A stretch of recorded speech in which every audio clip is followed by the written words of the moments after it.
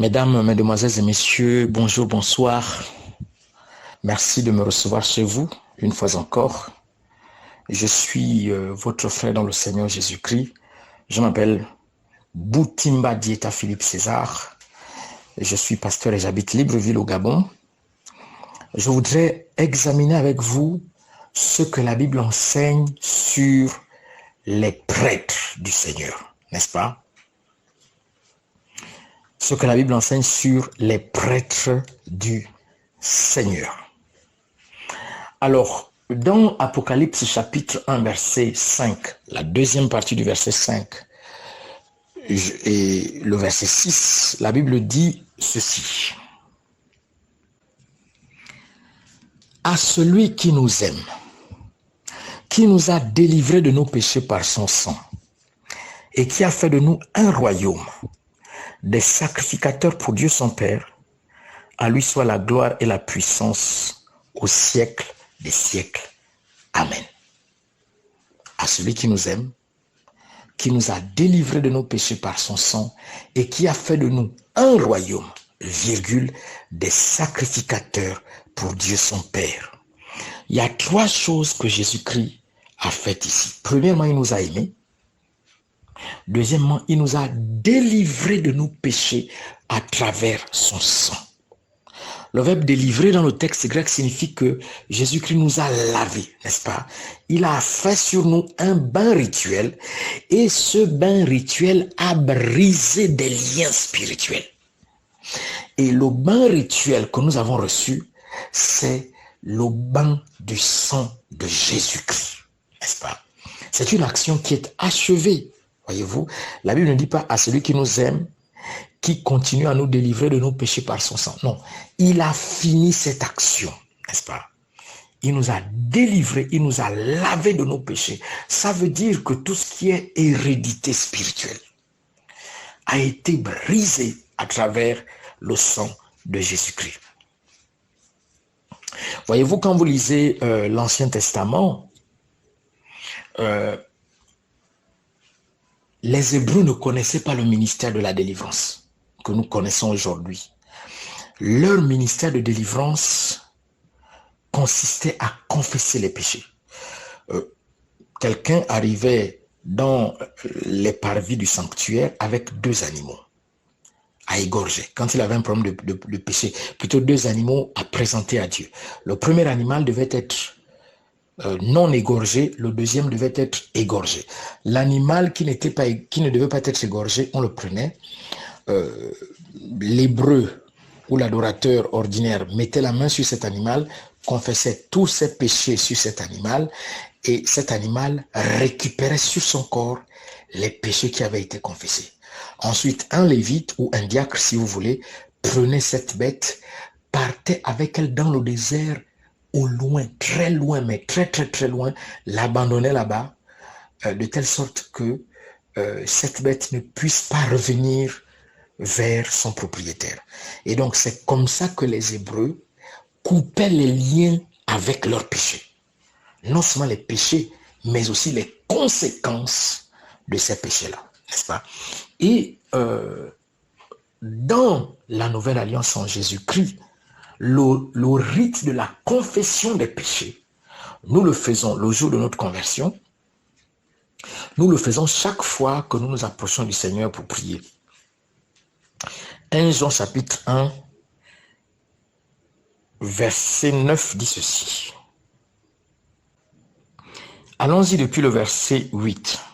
Si nous disons que nous n'avons pas de péché, nous nous séduisons nous-mêmes et la vérité n'est point en nous. Verset 9. Si nous confessons nos péchés, il est fidèle et juste pour nous les pardonner et pour nous purifier de toute iniquité. Verset 10. Si nous disons que nous n'avons pas péché, nous le faisons menteur et sa parole n'est point en nous. Regardez le verset 9. La Bible dit, si nous confessons nos péchés, il est fidèle et juste pour nous les pardonner et pour nous purifier, n'est-ce pas, de toute iniquité. Le verbe purifier ici dans le texte grec signifie nettoyer. Jésus-Christ est fidèle et il est juste pour nous pardonner de tout péché et pour nous nettoyer, n'est-ce pas, de toute iniquité à travers la confession des péchés. Alors, c'est quoi l'iniquité? Dans le texte biblique, l'iniquité, c'est une violation intentionnelle de la parole de Dieu. Vous avez volontairement péché contre Dieu. La Bible nous dit que lorsque nous confessons nos péchés, c'est-à-dire que si nous réalisons que nous avons posé des actes qui ne sont pas bien, le Saint-Esprit nous a brisés. La Bible dit, si nous confessons ces péchés-là, Jésus-Christ est premièrement fidèle. Deuxièmement, il est juste. Dans la parole de Dieu, le mot fidèle signifie qu'il mérite notre confiance, n'est-ce pas? Jésus-Christ mérite notre confiance, donc il est fidèle, mais en plus de ça, il est juste, c'est-à-dire que il sait ce qu'il doit faire pour nous aider à sortir de là. Il est fidèle, il mérite notre confiance et il est juste, il sait ce qu'il faut faire pour nous pardonner de tout péché et pour nous purifier de toute iniquité, n'est-ce pas? Quel que soit l'acte que nous avons posé, si nous avons été touchés par le Saint-Esprit de manière sincère et profonde, et nous venons devant Jésus-Christ, et nous confessons ce péché sur la base de la conviction du Saint-Esprit, le cœur brisé, la Bible dit, Jésus-Christ est digne de confiance, et il est capable non seulement de nous pardonner tout péché, mais aussi de nous nettoyer de toute iniquité. Mon frère, ma soeur, je ne connais pas votre vie, comme vous ne connaissez pas la mienne, mais nous avons ici une promesse du Seigneur. À travers le sang de Jésus-Christ, votre confession sincère et volontaire peut nettoyer les actes que vous avez posés, les pensées que vous avez eues, les idées que vous avez fabriquées dans votre cœur, n'est-ce pas? Tout ce que Dieu vous reproche, que vous avez commis volontairement ou involontairement, le sang de l'agneau de Dieu peut vous en débarrasser au nom de Jésus-Christ de Nazareth. Maintenant, ça ne veut pas dire qu'il faut retourner à ce que vous avez abandonné. Il ne s'agit pas de ça. Il s'agit d'un regret sincère, d'une confession sincère et d'un abandon sincère. Que Dieu bénisse sa parole. Donc, dans Apocalypse chapitre 1, verset 5, dernière partie, et 6, la Bible dit que Jésus-Christ, premièrement, nous a aimés. Deuxièmement, il nous a délivrés de nos péchés. Il nous a lavés, il nous a nettoyés, n'est-ce pas, de nos péchés à travers son sang. Et puis, troisièmement, il a fait de nous un royaume, des sacrificateurs pour Dieu son Père. Là, il a fait deux choses. Premièrement, il a fait de nous un royaume. Ensuite, il a fait de nous des sacrificateurs pour Dieu son Père. Le mot royaume signifie domination, n'est-ce pas? Jésus-Christ a fait de nous un royaume, une domination. Ça veut dire quoi? Ça veut dire que vous et moi, nous habitons des quartiers différents, des localités différentes, des pays différents, des régions différentes, des continents différents. Donc physiquement, nous sommes éparpillés à travers les nations.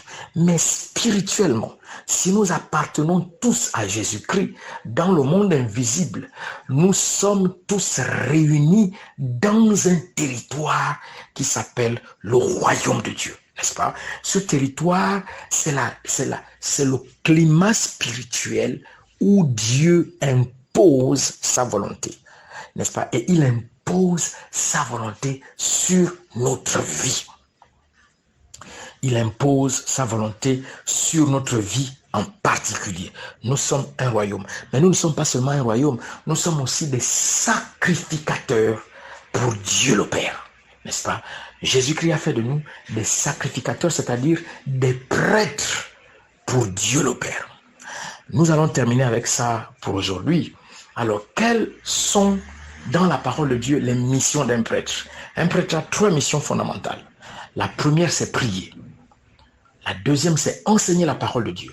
La troisième, c'est juger. Et dans le texte biblique, juger veut dire régler les affaires de la vie courante. n'est-ce pas? C'est faire de l'administration, c'est faire de la médiation, c'est faire, n'est-ce pas, de la gestion, c'est travailler comme un acteur de développement, n'est-ce pas? Quel que soit votre domaine de compétence, vous avez des actes à poser au sein de la société. Je voudrais rappeler que dans le désert, le peuple d'Israël habitait autour de la concession du tabernacle, n'est-ce pas? À titre de rappel, toujours, le sanctuaire avait une barrière qu'on appelle le parvis. À l'intérieur de cette barrière, il y avait le tabernacle. La barrière du parvis, c'était 50 mètres de long, 25 mètres de large et 2,50 m de hauteur, n'est-ce pas? C'était une concession assez grande, n'est-ce pas? Et à l'intérieur, il y avait les parvis. Il y avait le parvis où il y avait l'autel des sacrifices et la cuve des ablutions. Il y avait le tabernacle où il y avait le lieu saint et le lieu très saint. Comme nous savons, le tabernacle, c'était 15 mètres de long, 5 mètres de large, 5 mètres de hauteur. Donc, le peuple d'Israël habitait aux alentours de la barrière du parvis. Mais attention, comme leur vie n'était pas toujours agréable à Dieu, Dieu a créé il a mis un bouclier humain entre la barrière du sanctuaire et la population d'Israël. Et ce bouclier humain, c'était les familles des prêtres et des lévites. Donc, tout autour de la barrière du parvis, il y avait de chaque côté un clan particulier qui habitait là pour servir d'interface entre le sanctuaire et les populations. Et cette disposition est une image spirituelle de notre position à nous aujourd'hui, n'est-ce pas? Nous qui sommes les prêtres du Seigneur, nous qui sommes le royaume de Dieu, n'est-ce pas? Nous servons d'interface, nous servons d'intermédiaire, nous servons de carrefour entre le sanctuaire divin et le monde, c'est-à-dire les populations païennes, n'est-ce pas? Nous sommes au milieu et nous devons servir non seulement dans la maison de Dieu, mais nous devons aussi servir au milieu de la population, n'est-ce pas? Nous servons le Seigneur dans son sanctuaire, mais nous habitons face aux populations et nous devons être conscients de leurs besoins.